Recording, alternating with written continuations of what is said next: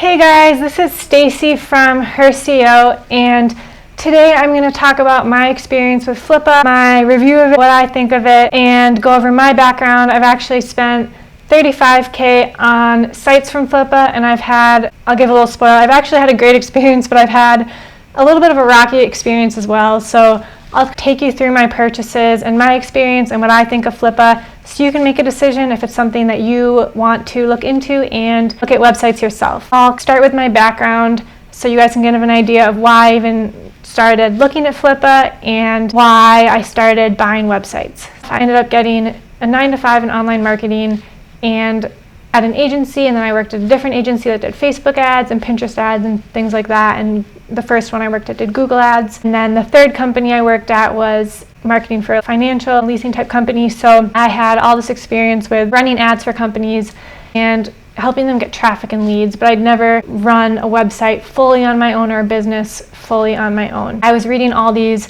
how to make money online blogs, including Spencer Hawes' Niche Pursuits blog, which I really recommend you guys all check out, where I first heard about Flippa. That's where I learned about a place where you could buy and sell websites that were already making money. So excited, I went home, and that whole weekend I poured over Flippa listings. I looked at every single one. I tried to find the best deals. I read probably every single listing they had, or at least the ones in the areas I was looking at. I tried to find ones that I would have fun owning. I found a site. The owner said it was making $350 profit a month, and they were selling it for $1,300. Websites are priced at a monthly multiple of that website's profit. So if the website is making $10 profit a month, at the time the multiple was 20 times that. So it would be a $200 website. This website was making $350 a month, and it was priced at $1,300. So it was only a 4 times multiple, which really should have raised red flags in my head right away. But I assumed, whoa, this is awesome.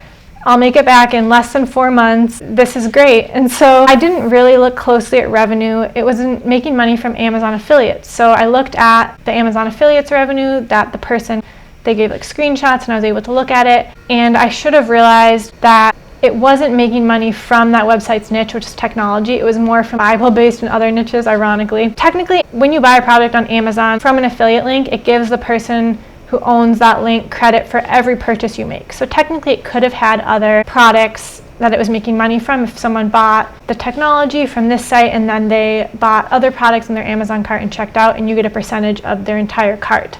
So it wasn't logically out of the realm of possibility, but when you really think about it and what my gut was telling me, and when you look at it in more ways than one, without even diving into the verification, I could have realized that it was not as it seemed. That's what I want to get into right now. Is Flippa is great. It's a marketplace where anyone can list a site and anyone can buy a site, and there's some amazing deals. But alongside that, Flippa doesn't verify or vet every website. So there are tons of sites that are misrepresenting their revenue and profit, or their costs, or their traffic sources, or a number of things. And I happened to land on one of those sites here, which was grossly misrepresenting its profit. And it's the seller's responsibility to really thoroughly vet those sites and figure out if they're telling the truth. Every platform has sellers that lie about that stuff. Even platforms that vet things, you can't always be sure that it is what it seems, because no one has time to no platform has time to really dig through everything, which is why you as an individual always have to verify everything and dig through everything before you make a purchase, before you make any investment, before you buy a stock. You need to look at all the financial statements and dig through it to make sure it's a solid company. Before you buy a website, you need to do the same thing. Before you buy real estate, before you buy anything, you have to go and inspect the house and make sure it checks out. That was a lesson I paid $1,300 to learn, that you really need to verify everything and make sure it's making what it says it's making. However, that purchase, it also got me hooked on Flippa and buying websites in general, because it was making a little bit of money when I first bought it. I remember seeing that money go into my Amazon affiliates account.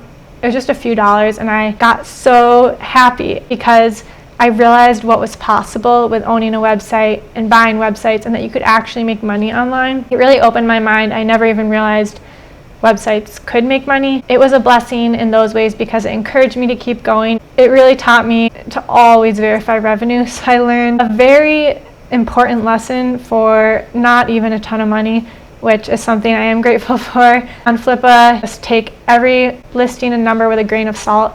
You have to do your own research, and it's on you to make sure that the site is making what it's making and is going to have long-term potential. A few months later, I decided to buy another site on Flippa because I knew the potential it had, and now I knew to look more closely and not take numbers at face value. I actually ended up really upping my ante because I'd done a lot of research. I knew the site was making what it said it was making, and I knew I could switch to an ad network for that niche that would actually double the revenue. So it's exactly what I did. I bought the site, I paid $10K for this site, and I quickly doubled the revenue by switching the ad networks, and I was just watching the money come in. I was like, whoa, I'm so smart, this is amazing. Let's do so much more of this, let's keep this going. A few months later, the revenue and the traffic started dropping off. I realized that traffic was based on a trendy app, and apps usually have a half-life of 6 months or so, unless they're super popular. I had chosen a niche that did not have long-term potential. I'd chosen one that was based on a trendy app. As you go along, you learn so much each time, but you also just have to use your judgment and common sense and buy a website that not only is actually making what the seller says it's making, but one where you see huge opportunities for growth, and one where it has a lot of long-term evergreen potential, not one that's based on a trend or a fad, one that you know will be around for a long time and will grow. So it's important to pick the topics, to pick a site for long-term potential, to pick a site that's not based on anything that's sketchy or relying singularly on one source of traffic or one source of revenue. Basically, you have to use your good judgment, and you have to think of a site as a long-term investment, not something that you're just going to quickly get tons of money out of. The second site was not Flippa's fault, it wasn't the seller's fault, it's just my judgment, not looking at it as a long-term investment, skipping over some of the basics of what a good investment is. And that's not something that happens just when you're investing in a website. It can happen if you're investing in a company or real estate, like I was talking before, or any type of investment. You really have to understand the landscape and understand what you're investing in so you can make a truly good decision. My experience with Flippa, yes, I did keep going at that point, got better from there. So my third website, I made a good purchase. I was able to double the revenue again, switching ad networks. I was able to see how a site could actually make money and how a successful purchase on Flippa works. I made back all the money I'd lost on the other sites, plus more, plus profit. I made a really good return on that investment, and I was able to see how a successful website runs and works and how like a good purchase on Flippa works. There are tons of good listings on Flippa.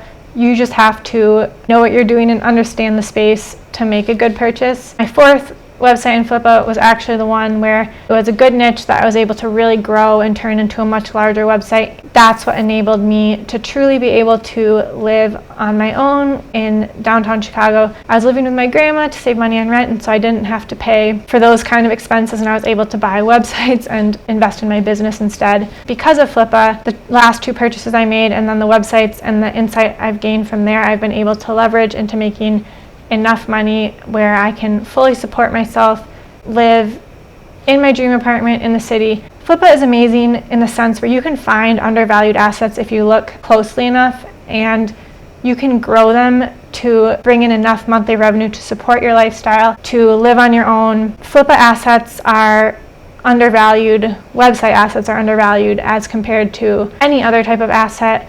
Real estate, you're lucky if you make your investment back in 5 or 6 years. In my 2 successful website investing cases, I actually made each of them back in 10 months.